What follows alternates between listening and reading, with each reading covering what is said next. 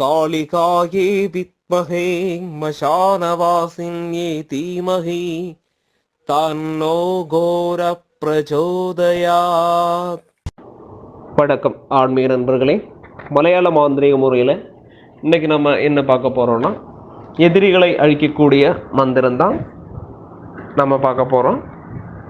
அப்போது நம்ம வாழ்க்கையில் எதிரிகள் உண்மையில் வேணும். எதிரிகள் இருந்தால் தான் நம்ம வளர முடியும்.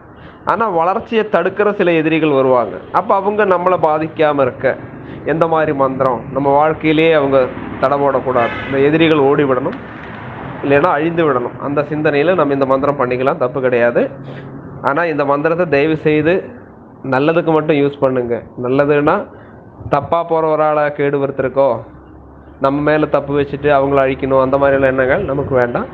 நம்மளோட வாழ்க்கையில் முன்னாடி போடும். அப்போ இந்த எதிரின்னு சொல்கிறது இங்கே வந்து தீய சக்திகள் எதிரி தான்.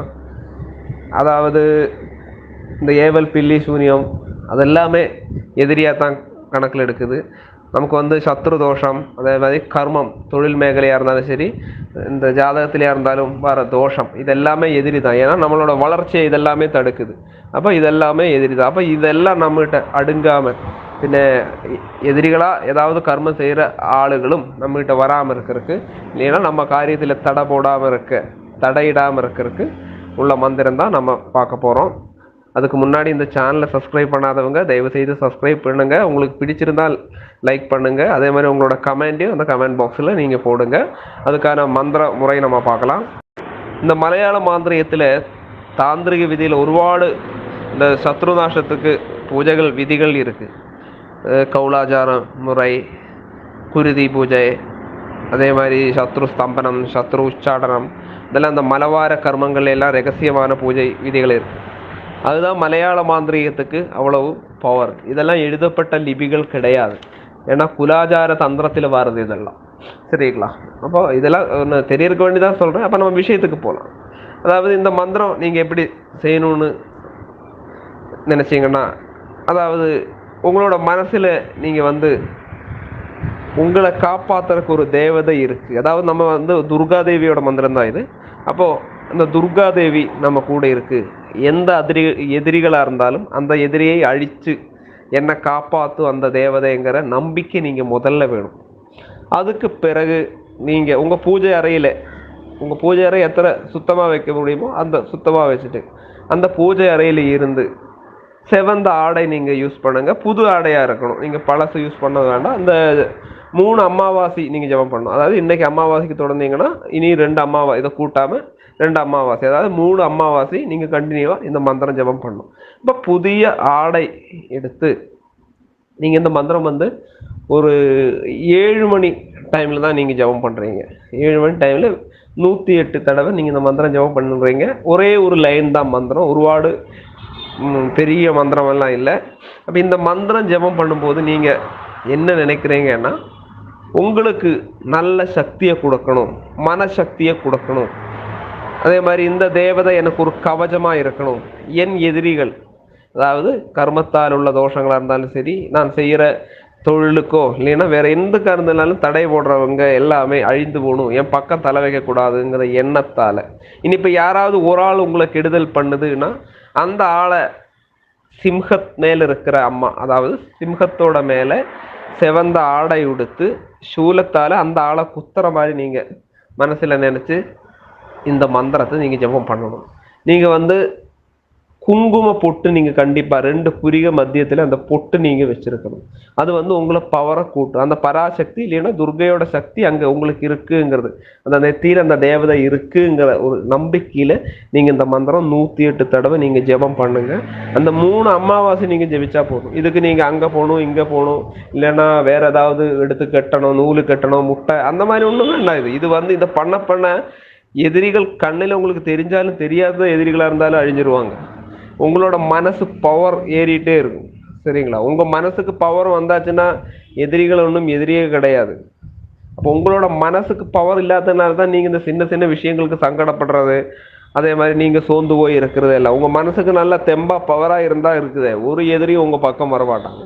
அப்போ இந்த மந்திரத்தால் எதிரிகள் அழிந்து விடுவது மட்டுமல்ல, உங்கள் மனசக்தி கிடைக்கும். அப்போ இந்த மனசக்தி வந்தாலே நீங்கள் ஓரோ காரியங்களுக்கு நீங்களாக இறங்கி செய்வீங்க. நல்ல நல்ல கர்மங்கள், இப்போ தொழிலாக இருக்கட்டும், பிஸ்னஸ் ஆகட்டும், யாரும் செய்ய முடியாத காரியங்களாகட்டும், உங்களுக்கு அது செய்ய முடியுங்கிற நம்பிக்கை உங்களுக்கு வரும். அதுதான் இந்த மந்திரத்தோட பவர். மந்திரம்னு சொன்னாலே இந்த மனசுக்கு ஒரு சக்தி கொடுக்கக்கூடியது. அப்போ அந்த பவர் உங்களுக்கு கண்டிப்பாக கிடைக்கும். அப்போ அந்த மந்திரத்தை நான் சொல்கிறேன், நீங்கள் பாருங்கள். இந்த மந்திரம் நம்ம சொல்லும்போது ஸ்பீடாக சொல்லக்கூடாது. ஓரோ அக்ஷரமும் நம்ம மனசில் அப்படி வரணும். அந்த தேவதையும் வரணும். செவந்த பட்டுடுத்து சிம்ஹத்து மேலே இருக்கிற தேவதை நம்ம மனசில் கொண்டு வரணும். அன்னிட்டு தான் இந்த மந்திர ஜபம் நம்ம பண்ணணும்.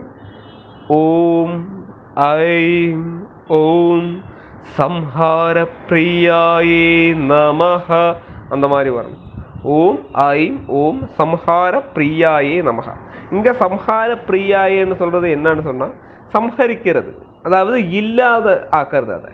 அதாவது அந்த தீய சக்திகளை இல்லாம ஆக்குறது, எதிரிகளை இல்லாம ஆக்குறது, துஷ்ட சக்திகளை இல்லாம ஆக்குறது, நம்ம கர்மத்தில் தடை போடும் சக்திகள், அந்த சக்திகளை இல்லாம ஆக்குறது, நம்ம மனசுக்கு சஞ்சலதை கொடுக்கக்கூடிய சக்திகள் இருக்கு. அதாவது நம்ம மனசை பலம் தராம ஏதாவது அந்த பக்கமா இந்த பக்கமான பல சிந்தனைகள் கொண்டு வரக்கிற துஷ்ட சக்திகள், அந்த சக்திகளை இல்லாமக்கிறது, எல்லாமே இல்லாமக்கிறதுக்கு தான் நம்ம இந்த தேவதையை நம்ம வழிபாடு பண்றோம். இனி இப்போ இந்த மந்திரம் ஜபிக்கும் போது ஒரு எதிரிகள் இருந்தால் தான் நம்ம இந்த மந்திரம் ஜபிக்கணுமா? எதிரி இல்லையே அப்படி சிலவங்க நினைப்பாங்க. அப்போ நான் சொல்லி வர்றது, நம்ம வீட்டுக்குள்ள தெரிந்தோ தெரியாமையோ இல்லை ஒரு நெகட்டிவ் எனர்ஜி இருக்கலாம். நம்ம வெளியில பல இடங்கள்ல போயிட்டு வர ஆளுங்க நம்ம. அப்போ திருஷ்டி தோஷம், இந்த கண் திருஷ்டி தோஷம், அதாவது இந்த பொறாமையால வர அந்த மாதிரி உள்ள நெகட்டிவ் ஃபீல், நெகட்டிவ் எனர்ஜி நம்மளை பாதிக்கும், நம்மளை சுற்றிலும் பாதிக்கும். சரிக்கும் சொன்னா எல்லா மனிதனுக்கும் ஒரு பாசிட்டிவான ஓரா இருக்கு. அந்த ஓரையில பாதிப்புகள் வரும். அப்பதான் நமக்கு இந்த நோய் நொடிகள் வர்றது, இந்த கண் திருஷ்டி எல்லாம் வரும். அப்ப அந்த மாதிரி உள்ள பிரச்சனைகளை கூட இந்த மந்திரம் நீக்கும். சில வீட்டில் வந்தால் சொல்லுவாங்க, இந்த வீட்டில் சண்டை வந்துக்கிட்டே இருக்கு, இல்லைன்னா காசு தங்கிறது இல்லை, என்னைக்கு பார்த்தாலும் நோய் வருது, சண்டை வருது, வீட்டில் ஒரு பிரச்சனை இல்லாலும் பிரச்சனை வருது அப்படியெல்லாம் சொல்லுவாங்க. அது எதனாலன்னா அந்த வீட்டில் தீய சக்திகள் இருக்கிறதுனால தான். அங்கே நெகட்டிவ் ஃபீல், நெகட்டிவ் எனர்ஜி தான் இருக்கு. அப்போ அந்த மாதிரி உள்ள நெகட்டிவ் எனர்ஜியை மாத்துறதுக்கும் கண்டிப்பாக இந்த மந்திரத்தை நமக்கு ஜபம் பண்ணலாம். இது ஒரு எதிரியை சாய்க்கணுங்கிற எண்ணத்தோட பண்ணலாலும் பண்ணிக்கலாம். இல்லைன்னா அந்த பேய் பிசாசு ஏவல் சூனியம் அந்த மாதிரி உள்ளது விலகணும், என்னை பாதிக்கக்கூடாதுங்கிற அந்த நினைப்பிலையும் நீங்கள் பண்ணலாம். அதாவது மனசில் சக்தி கொண்டு வரணும். நீங்கள் இந்த தேவதை என்ன கவசமாக நிற்கிது, யாராலையும் என்ன ஒன்றும் பண்ண முடியாதுங்கிற நம்பிக்கை உங்கள் மனசில் கொண்டு வரணும். அந்த நம்பிக்கையை பூர்ணமாக வச்சு நீங்கள் பண்ணீங்கன்னா கண்டிப்பாக உங்களுக்கு வெற்றி தான். அதாவது இந்த மந்திரம் ஒன்றும் இல்லை, எல்லா மந்திரத்துக்கும் நான் மீண்டும் மீண்டும் சொல்கிறேன், நம்பிக்கை தான். நீங்கள் கொடுக்குற நம்பிக்கை தான், அந்த தேவதை மேலே நீங்கள் வச்சுற நம்பிக்கை தான் மந்திரத்தோட வெற்றிங்கிறது. சரிங்களா? அப்போ சிலவங்க கொஞ்சம் பண்ணுவாங்க சில மந்திரங்கள் எல்லாம். ஏன்னா அது சொல்கிறேன்னு கேட்டால், நம்ம அங்கே வருவாங்க ஒரு உபாசனை சாமி இந்த பிரச்சனையை வருவாங்க கேட்கும்போது இவங்க 5-6 உபாசனை பண்ணியிருப்பாங்க. முதல்ல காளி உபாசனை பண்ணுவாங்க. அப்போ சில ஒரு ஆளு சொல்லுவாங்க பைரவர் அதை காட்டி பெருசுன்னு சொல்லுவாங்க. அப்போ பைரவனுக்கு போவாங்க. அது கழிஞ்சு குட்டி சாத்தான் பெருசுன்னு குட்டி சாத்தானுக்கு போவாங்க. பின் உச்சிஷ்ட கணபதினு போவாங்க. அப்போ இந்த பல குழி அங்கங்கே குத்துறதை விட ஒரு குழி நல்லதா ஒரு தேவதை, அதாவது குழி குத்துறதுன்னா வேற இல்லை, அங்கங்கே குழி குத்துறதை விட ஒரு குழி குத்தினா அதுல தண்ணி வருமே, எதுக்கு அங்கங்க குழி குத்துறோன்னு தான் நான் சொல்றேன். அப்போ ஒரு தேவதையை நம்பிக்கையா பண்ணுங்க, எல்லா தேவதைக்கும் சக்தி இருக்கு. அப்போ ஏதாவது ஒரு தேவதையை நம்பி நீங்க பூஜை எடுத்து பண்ணுங்க, கண்டிப்பா வெற்றி கிடைக்கும். அது மாதிரி இந்த மந்திரத்தையும் நல்லபடியா நம்பிட்டு நீங்க பண்ணுங்க, கண்டிப்பா உங்களுக்கு வெற்றி கிடைக்கும். இதுல ஒரு சந்தேகம் வேண்டாம். உங்களுக்கு இந்த வீடியோ பிடிச்சிருந்தா லைக் பண்ணுங்க, ஷேர் பண்ணுங்க. அடுத்த வீடியோ பதிப்பில் நம்ம ஒரு புதிய வீடியோவில் பார்ப்போம்.